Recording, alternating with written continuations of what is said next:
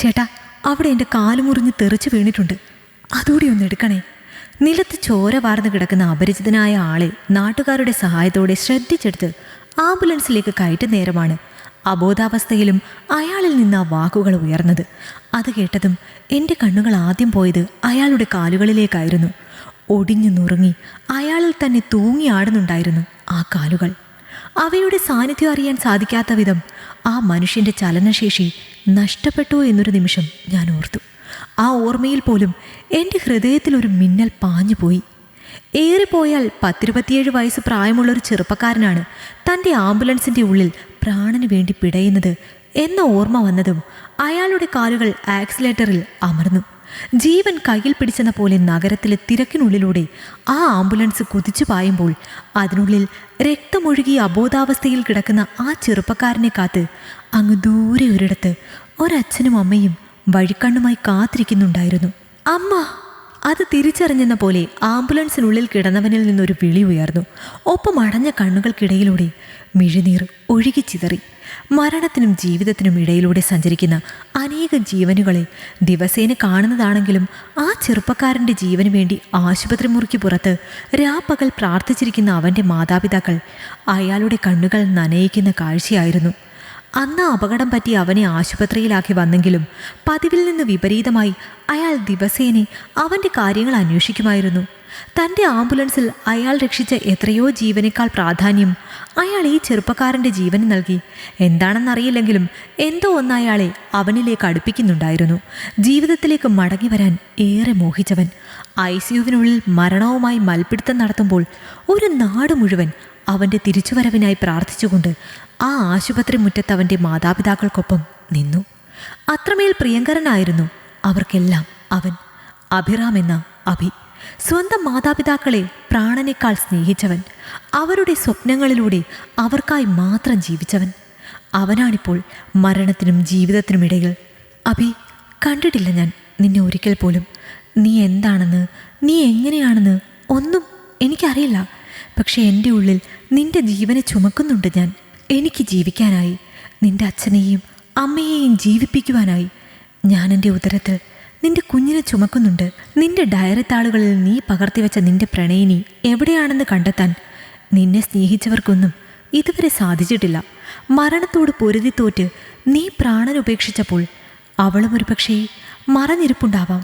ഇനി ആർക്കും മുന്നിലേക്ക് നിന്റെ പെണ്ണെന്ന അവകാശത്തോടെ വരാൻ സാധിക്കാത്തതിനാൽ നിന്റെ ഒപ്പം നിന്റെ കൈപിടിച്ച് ഒരു പുതിയ ജീവിതം തുടങ്ങാൻ ആഗ്രഹിച്ച ആ പെൺകുട്ടിയും ഇന്നൊരു വിധവയാണ് നിന്റെ വേർപാടിലൂടെ. അതിനവൾക്ക് നീ അണിയിച്ച താലിയോ നീ ചാർത്തിയ കുങ്കുമച്ചുവപ്പോ വേണമെന്നില്ല. നീ പകർന്നു നൽകിയ പ്രണയം മാത്രം മതി. നിന്റെ പ്രണയവും ലാളനയും ഏറ്റവൾ തളരുമ്പോൾ, നിന്റെ പ്രണയത്തിൽ അവൾ പൂത്തു തളർത്ത് നിൽക്കുമ്പോൾ അവളിലേക്ക് നിന്നെ പകർന്നു കൊടുത്ത് നീയും അവളും ഒന്നായി ചേർന്ന് നിന്റെ വിയർപ്പവൾ രുചിക്കും നേരം നീ അവൾക്ക് നൽകാൻ ആഗ്രഹിച്ച നിന്റെ കുഞ്ഞ്, നീ ഇതുവരെ കാണാത്ത, നിന്നെ ഒരിക്കൽ പോലും അറിയാത്ത എൻ്റെ ഉദരത്തിൽ. എന്തൊരു വിധിയാണതല്ലേ അഭി? സ്വപ്നങ്ങൾ പങ്കുവെച്ചതും കിനാക്കൾ കണ്ടതും നിങ്ങൾ. നിന്റെ നിശ്വാസങ്ങൾ കൊണ്ടുപോലും വികാരത്തിൻ്റെ കൊടുമുടി താണ്ടിയിരുന്നു നിന്റെ പെണ്ണിപ്പോൾ. അറിയുന്നുണ്ടാവുമോ അവൾ ചുമക്കാൻ ആഗ്രഹിച്ച നിന്റെ പ്രാണനെ ഞാൻ വഹിക്കുന്ന കാര്യം? ഇതെൻ്റെ ഒരു നിയോഗമായിരിക്കാം അഭി.